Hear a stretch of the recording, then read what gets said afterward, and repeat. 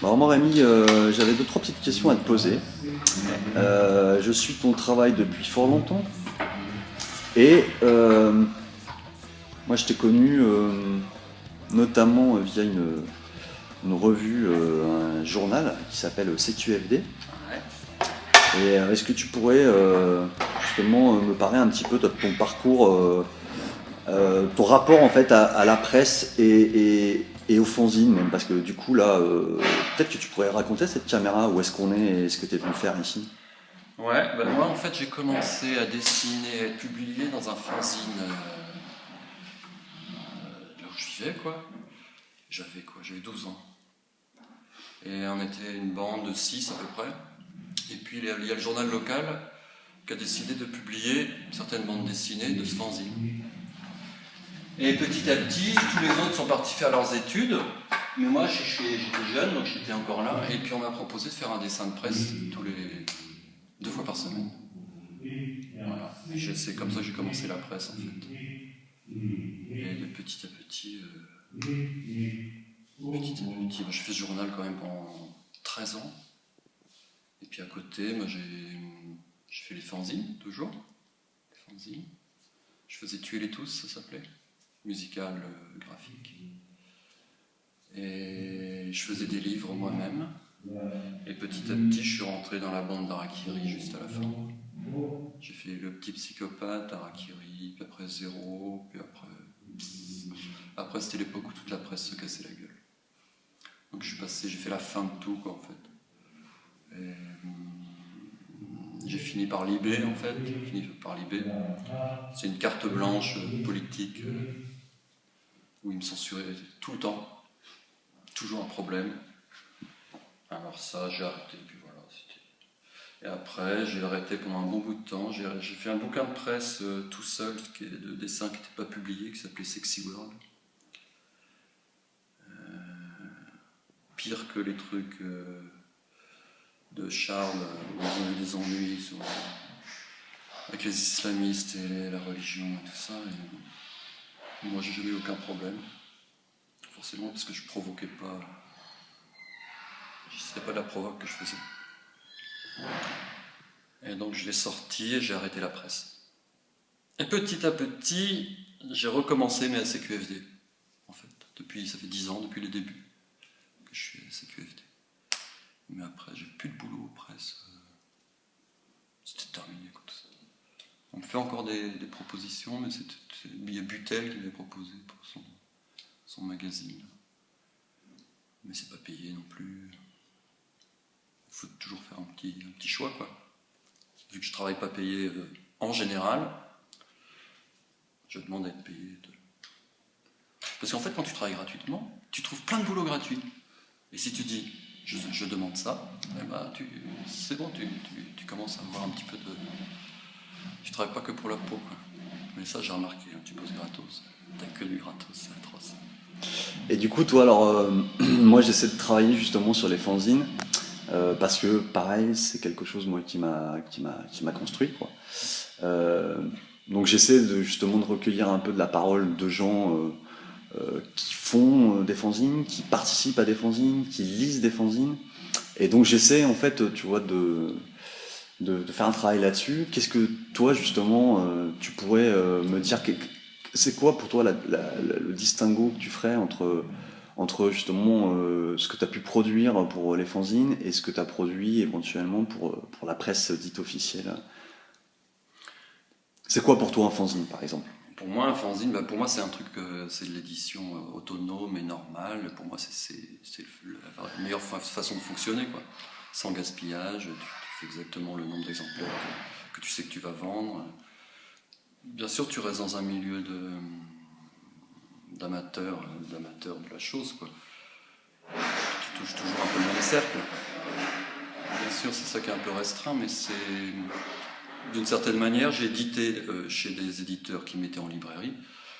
Et c'est la même chose, je vends exactement la même chose, ça reste pareil, quoi. Donc il y a beaucoup de gaspillage, du coup ils sont obligés de mettre au pilon les trucs, ils peuvent pas les stocker, donc je trouve ça très du gaspillage, quoi. Donc mes livres que je fais moi-même et compagnie, ça reste du fanzine. Le dernier cri, pour moi, ça reste du fanzine. Et on peut parler de l'underground. Quelle est la différence? La différence, c'est que maintenant tout le monde lorgne sur l'underground parce que c'est là où il se passe des choses intéressantes. Ça, c'est ce que je remarque.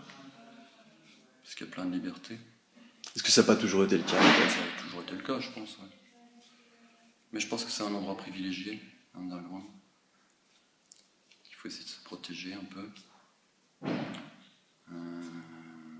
Pour moi, c'est facile de me protéger, il suffit de faire ce que je fais. C'est impubliable ailleurs que moi. Donc c'est bien. C'est parfait. J'aurais du mal à être récupéré, c'est ça que je veux dire. Le dernier cri aussi va être... Il y a qu'il y a quelques auteurs qui sont récupérés, mais dans le bon sens du terme, on peut dire. Sinon... Alors peut-être pour te relancer, là du coup, ouais, je t'ai posé plein de questions en une, mais du coup... Là, est-ce que tu peux me raconter à cette caméra ce que tu fais là, où on est, et justement ce que tu as présenté? Parce que là, pour le coup, on n'est pas dans du dessin de presse à proprement parler, ni dans un fanzine. Non, non. Là, c'est des machines, c'est une expo d'objets. Et ça, c'est un vieux truc que j'ai fait, parce que j'ai fait 10 ans de spectacle de rue, et c'est là où j'ai appris la bricole. Puis après, quand j'ai quitté la troupe, j'ai commencé à fabriquer ces machines. Donc en fait, l'expo, elle existe depuis 97. Enfin, c'est là où j'ai commencé les premières expos. Mais sinon, elle est vivante. Il y a des machines qui meurent, d'autres qui naissent. C'est quelque chose qui est toujours en mouvement. Et je tourne ça, en fait, je vis de ça, en fait. On peut dire. Au début, je n'y pensais pas du tout, puis en fait, je vis mieux de ça que du reste. Et donc, ce sont des machines, on appelle ça de la cinétique, je sais pas quoi. C'est tous les systèmes d'avant le cinéma que j'ai récupérés, en fait, par-ci, par-là. Soit en voyant des gravures, soit en voyant des machines réelles, comme à Bruxelles, à la Cinémathèque, j'en avais quelques-unes. Et puis je les ai fabriquées à ma sauce, avec des thèmes à ma sauce, quoi. C'est des petits rêves, c'est toute une ambiance, on est obligé de toucher pour que ça fonctionne. Ça, c'est un truc intéressant pour les gens à qui on a toujours demandé de jamais toucher. Et puis, je sais pas en parler, en fait, je sais vraiment pas en parler. C'est dur parce que pour prospecter, c'est dur d'en parler. C'est très dur. Des photos, ça marche pas, même un film, c'est bon, ça s'approche un peu, mais bon, c'est pas encore ça. C'est toute une ambiance en direct. Faut toucher, faut voir, donc c'est difficile d'en parler. Mais du coup, ça me fait sortir de ma table à dessin. Ça, j'ai toujours adoré, sinon je pète un plomb. Parce que je ne suis pas un dessinateur de tous les jours. C'est par période où c'est une idée qui m'emmène et puis j'y vais. Parce que je peux ne pas dessiner pendant un mois sans problème, ça ne me manque pas du tout. Mais après, faire des choses, oui, ça me manquera. Voilà. Ça me permet de voyager. Voilà, j'ai une camionnette et puis voilà. Est-ce que t'as eu un petit peu de temps là, samedi pour venir voir justement te balader dans ton expo, voir un petit peu les réactions des gens et la manière dont les gens s'approprient ton travail? Pas longtemps sur ce coup-ci, mais à chez Zo, j'y étais en permanence et je tenais l'expo en permanence. Donc j'ai vu, puis en fait j'ai l'habitude et puis tout le monde adore. Bon, j'aimerais bien que quelqu'un me dise le contraire une fois. Il y avait un moment qui était bien, c'était parce qu'il y avait la communauté sourde de Poitiers qui est venue. Parce qu'à Zo, il y a une fille qui est interprète et qui a beaucoup d'amis, donc elle les a fait venir. Et pour être tranquille, ils étaient venus pour signer tranquille. Ils étaient venus dans l'expo. Ils s'étaient mis autour de la machine centrale, parce que les sourds, ils se mettent toujours en rond pour parler. Et puis ils sont restés 1 heure à discuter autour, en signant, c'est silencieux. C'était vraiment amusant. Ah, ça devait être sacrément chouette, ouais. Voilà, après, je connais, ça. Moi, ce qui m'a surpris, ce qui m'a surpris, oui et non, hein, mais moi j'ai passé pas mal de temps là, samedi soir, et d'abord c'était de voir la diversité des gens qui manipulaient, et Ouais. puis aussi les âges. Ouais, J'ai ouais. vu des gamins de 5-6 ans. Alors évidemment, il y avait le côté jeu du truc, mais Ouais, ils adorent tourner les manivelles, hmm. et ils regardent pas forcément le truc, et ils regardent ça d'une autre façon, quoi. Et il y a pas mal de vieilles personnes aussi qui s'intéressent beaucoup. Ouais, parce qu'il y a cette espèce de côté justement cinéma à l'ancienne, Hum, et que ça renvoie à plein de gens, enfin ça renvoie à des imaginaires, voilà. Et il y a un truc rigolo, c'est que des fois je fais les machines et mes dessins en même temps, mélangés. J'aime beaucoup ça. Et j'ai remarqué que quand c'est les dessins tout seul, t'as des gens pas du tout avertis qui arrivent pour regarder ça. Ils sont choqués, ils peuvent pas. Il y a un mur, hein, ils n'arrivent pas à regarder, ça les trouble trop. Et ils quittent l'expo. Mais quand il y a les machines, après ils regardent les dessins, ils savent que c'est la même personne. Et du coup, ils ont une vision différente. C'est plus un monstre, tu vois, il y a deux pendants, deux histoires différentes, mais qui se mélangent et qui sont complètement différentes. Une plus violente que l'autre. Et du coup, on peut lire mes dessins, quoi. Ils rentrent dedans plus facilement. Bah, Ouais. ça, c'est sûr que moi, par exemple, qui connais ton boulot en dessin de presse, c'est-à-dire, on va dire, dessin unique, voilà, et qui connaît aussi ton travail donc des histoires plus longues comme Obscène par exemple, bah, c'est clair que si tu rentres dans l'univers Rémi par Obscène, bah, c'est clair que ça peut sacrément te brasser les neurones et enfin en même temps j'ai envie de te dire moi ça m'a déjà brassé les neurones quand tu faisais il y a un certain nombre de dessins que tu as publiés aussi dans Sauvage. Ça, c'est Hein, Ciné. ouais. C'était chez Ciné que j'avais fait ça. Et où tu as rassemblé en fait des Et dessins après, qui étaient uniques mais que tu as rassemblé dans... ça, je fais toujours. Ouais. Quand je faisais de la presse, tous les ans, j'en faisais un livre, un recueil de tout ça. Et ça, c'en est un aussi. C'est vrai, j'ai fait Ciné, j'avais oublié. J'ai fait pendant 4 mois. Pourtant, c'est un sacré personnage aussi, lui, dans le genre. Ouais. Mais après, on s'est un peu embrouillé, pas avec lui, mais avec les autres. Michel Onfray, tout ça. C'était infernal. Je ne pouvais plus supporter On ferait, ce qu'il pouvait se dire dans ce journal. lui, faut se le coltiner, ouais, j'imagine. Ouais. Mais bon, le ciné en lui-même est quand même un putain de sacré personnage. Ouais. Je pense que dans les rencontres, enfin dans le monde du dessin, dans le monde de la presse justement, ça a été quand même alors c'est quand même toujours d'ailleurs un fouteur de merde, parce qu'il est toujours pas enterré. Il arrive toujours à se sortir de ses cancers et de ses machins. Oui, je l'ai vu là en pleine forme. Il est en fauteuil roulant, mais en pleine forme. Ça va. Ouais. Bon bah merci monsieur alors pour cet entretien de 15 minutes où je t'ai mis 15 minutes dans la vue de ton pliage. Et sinon, est-ce que je peux t'embêter encore une dernière fois en te demandant une petite dédicace là, sur un livre? Bien sûr, Ouais.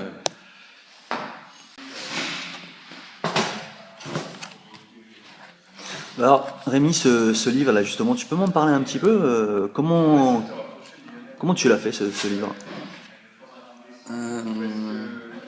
En fait, Ciné m'a proposé de faire une série, en fait. Enfin, une série. Un dessin par semaine. Et, je sais pas comment c'est venu, mais c'est arrivé. Le singe. Je crois que je suis parti sur un dessin que j'avais déjà fait. Et je suis parti là-dessus. C'est une allégorie, quoi. Le singe, la bête et l'homme. Et puis... C'était pas toujours collé à l'actualité, en fait. C'est vraiment des idées qui m'arrivent comme ça. C'est assez intemporel.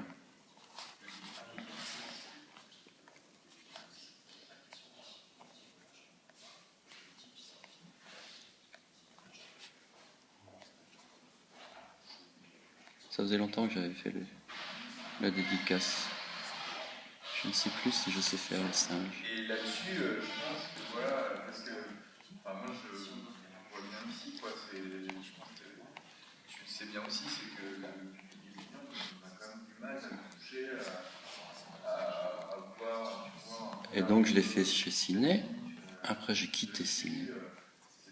Et je l'ai continué chez CQFD. Et c'est eux qui ont édité le bouquin. Quand ils faisaient Le Chien Rouge à l'époque. Après ils ont sorti un livre de photos et ils se sont ruinés, ils l'ont pas vendu, c'était une catastrophe. Donc ils ont arrêté cette maison d'édition. Et il était imprimé dans une imprimerie anarchiste à Toulouse. Là. C'est un super boulot, hein, je trouve. Hein. Ce qui était bien, c'est qu'on a été l'imprimé. On y a bossé une semaine quoi, avec l'imprimeur. Et ça, c'est trop top. C'est rare. Le papier est juste génial. Enfin, l'impression, elle est. Parce qu'on parle de bons à tirer, mais ça n'existe même plus, les bons à tirer. Il n'y a plus personne qui.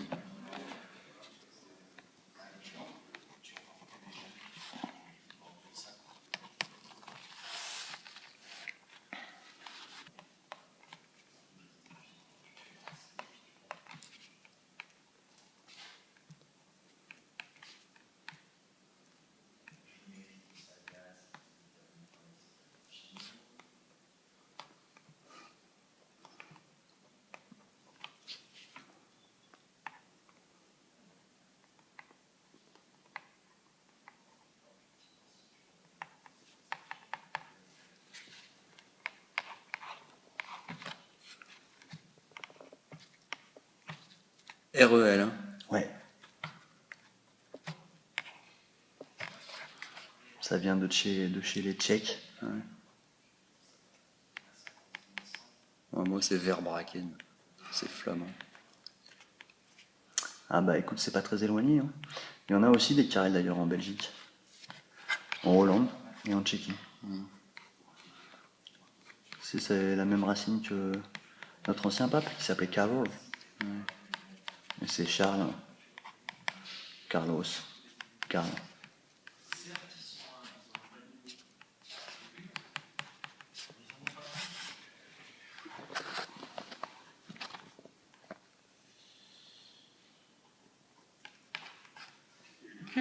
Super, merci beaucoup Rémi. Laisse un peu sécher avant de fermer. Ouais. Le bic, ça tâche. Génial.